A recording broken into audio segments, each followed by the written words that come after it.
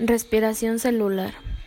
La fermentación es un proceso utilizado por la mayoría de las células animales y vegetales.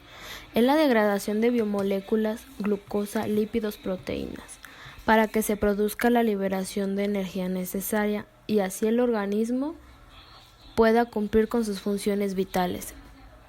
Mediante la degradación de la glucosa se forma ácido purívico. Este ácido se desdobla a dióxido de carbono y agua, generándose 36 moléculas de ATP. La respiración celular es una parte del metabolismo, más precisamente del catabolismo, en la cual la energía presente en distintas biomoléculas es liberada de manera controlada. Durante la respiración, parte de esa energía es utilizada para fabricar ATP, que a su vez es empleado en el mantenimiento y desarrollo del organismo. El metabolismo comprende una serie de transformaciones químicas y procesos energéticos que ocurren en el ser vivo. Para que sucedan cada una de esas transformaciones se necesitan enzimas que originen sustancias que sean a su vez productos de reacciones. Es un proceso mediante el cual las células de los organismos oxidan nutrientes de los alimentos para que liberen energía. Como resultado, el carbono presente en dichos nutrientes queda oxidado, es decir, se transforma en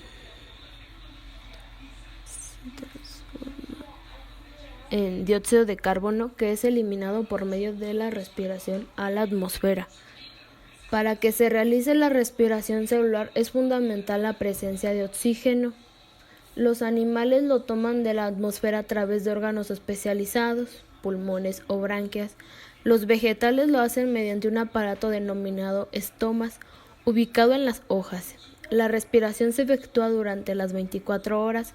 La cantidad de oxígeno que los vegetales absorben de la atmósfera a raíz del proceso respiratorio es menor que la que desprenden al efectuar la fotosíntesis, y el dióxido de carbono que desprenden también es menor a la cantidad que absorben.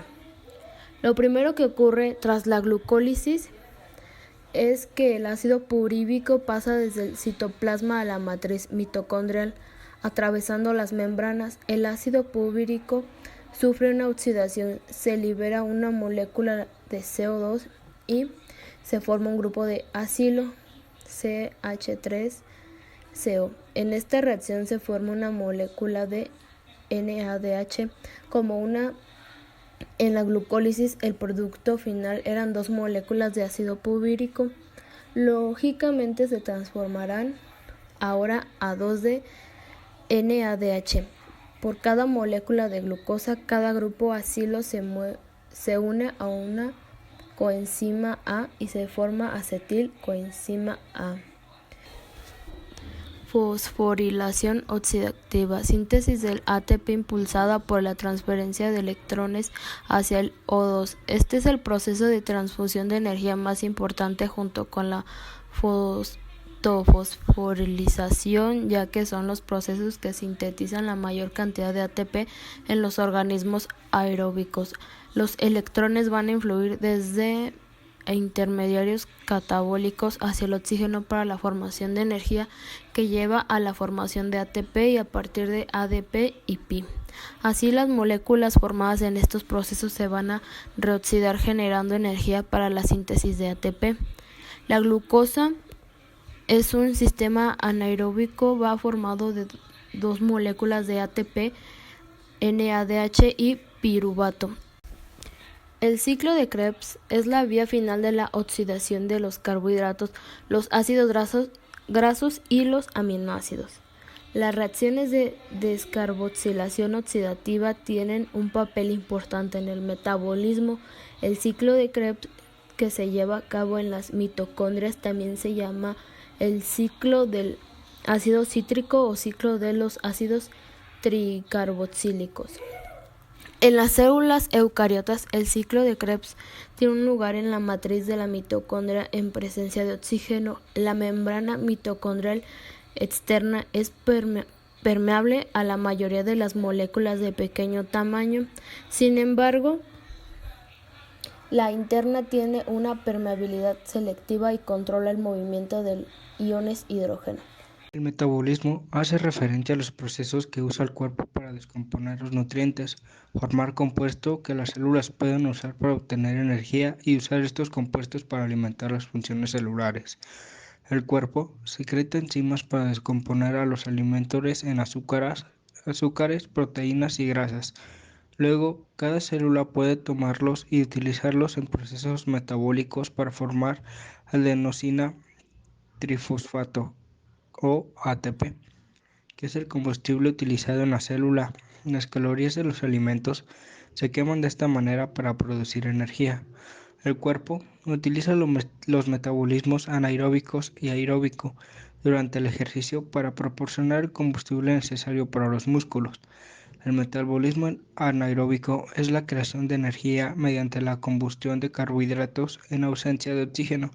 Esto ocurre cuando los pulmones no pueden poner suficiente oxígeno en el torrente sanguíneo para satisfacer las demandas de energía de los músculos.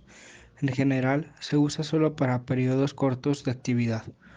Cuando no hay suficiente oxígeno en el torrente sanguíneo, la glucosa y el glucógeno no se pueden descomponer completamente en el dióxido de carbono y agua. En cambio, se produce un ácido láctico que puede acumularse en los músculos y degradar la función muscular. El metabolismo aeróbico es la forma en que el cuerpo genera energía a través de la combustión de carbohidratos, aminoácidos y grasas en la presencia de oxígeno. La combustión significa quemar lo que el organismo no es quemar grasas, proteínas para obtener energía. El metabolismo anaeróbico se usa para la producción sostenida de energía para el ejercicio y otras funciones corporales.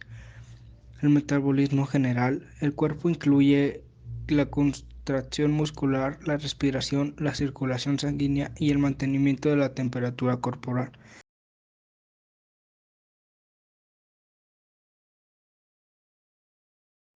Como ya sabemos, la célula es la unidad estructural de la vida. Dentro de ella existen un conjunto de organelos que realizan diferentes funciones con el fin de mantener el cuerpo en funcionamiento óptimo. Entre estos organelos se encuentran las mitocondrias. Las mitocondrias son organelos grandes formados por una membrana externa porosa y una membrana interna muy impermeable, compuestas sobre todo por pliegues o crestas que contienen gran parte de los mecanismos necesarios para la respiración aeróbica. La mitocondria es el centro del metabolismo oxidativo de la célula y convierte los productos de catabolismo de carbohidratos, grasas y proteínas en una energía química almacenada en ATP. Las mitocondrias tienen su propio ADN, que es crucial para esta conversión de energía. Esto es diferente para el ADN del núcleo, mientras que este se encarga de determinar nuestras características físicas, como el color de los ojos, la piel, etc. El ADN mitocondrial no, aunque ambos deben estar saludables para la mitocondria que funcione correctamente. De lo contrario, las células se pueden quedar sin energía, causando fallo e incluso la muerte celular. La mayoría de las mutaciones vinculadas con enfermedades mitocondriales se han rastreado hasta las mutaciones del ADN mitocondrial. Se caracterizan por degeneración del tejido muscular o cerebral, ya que los dos utilizan cantidades enormes de ATP. La gravedad de las alteraciones mitocondriales varía desde el trastorno caracterizado por intolerancia al ejercicio, hasta desórdenes del habla, hasta sordera e incluso convulsiones. En casos severos, llegar a la muerte. Más del 95% de los polipéptidos para la cadena respiratoria son codificados por genes que residen en el núcleo. Sin embargo, la mayoría de las mutaciones vinculadas con enfermedades mitocondriales se han rastreado hasta las mutaciones del ADN mitocondrial. Los trastornos más graves casi siempre se originan en mutaciones que afectan al ARN de transferencia mitocondrial, el cual es necesario para la síntesis de los 13 polipéptidos que se producen en las mitocondrias humanas. El síndrome de Leigh es común en la infancia y se origina por un trastorno nuclear mitocondrial, que produce un déficit del complejo piruvato deshidrogenasa y de los complejos 1 al 4 de la cadena respiratoria mitocondrial. Afecta a diversos órganos y se caracteriza por crisis convulsiva, retraso psicomotor, hipotonía, temblores y otros síntomas. Las mitocondrias presentes en las células de un embrión humano provienen exclusivamente de las mitocondrias que están en el óvulo al momento de la concepción, sin contribución del espermatozoide que lo fecundó. Por lo tanto, los trastornos se heredan por línea materna. El nivel de ADN mitocondrial mutante varía de un órgano a otro y la misma persona y los síntomas suelen aparecer solo cuando el tejido particular predomina en las mitocondrias con información genética defectuosa. A causa de esta variabilidad, los miembros de una familia portadora de la misma mutación de ADN mitocondrial pueden tener síntomas muy diferentes. Es posible que las mitocondrias de una célula contengan una mezcla de ADN mitocondrial normal y una mutante, un trastorno conocido como heteroplasma. Las manifestaciones clínicas dependen de las que se sobrepasen el umbral o la porción mayor de las copias de ADN mitocondrial mutante en el órgano afectado, que suele considerarse entre el 60 y el 90%. Las variaciones entre las concentraciones de heteroplasma causan la heterogeneidad en este grupo de enfermedades. Por su proximidad con los procesos transportadores de electrones, se cree que el ADN mitocondrial se somete a un nivel de ataque mucho mayor que el ADN nuclear. Además, el ADN nuclear tiene sistemas de reparación que lo mantienen mejor protegido. Por esto el ADN mitocondrial tiene tasa de mutación de 10 veces mayor que el ADN nuclear. Es más probable que se acumulen mutaciones mitocondriales en las células que permanecen mucho tiempo en el cuerpo, como los tejidos nerviosos y musculares. Se cree que los cambios degenerativos de la función mitocondrial contribuyen a varias enfermedades neurológicas frecuentes de inicio en adultos, en particular la enfermedad de Parkinson. Los peroxisomas son organelos multifuncionales que contienen más de 50 enzimas que participan en diversas actividades metabólicas, como son oxidación de ácidos grasos de cadenas largas y la síntesis de algunos lípidos. Obtienen su nombre porque son el sitio a partir del cual se sintetiza y degrada el peróxido de hidrógeno. El síndrome de Zellweger es una gran anomalía hereditaria reconocible por diversas alteraciones neurológicas, hepáticas, visuales que causan la muerte de lactancia temprana. En esta enfermedad, los enzimas de los peroxisomas permanecen en el citosol, donde son incapaces de realizar sus funciones normales.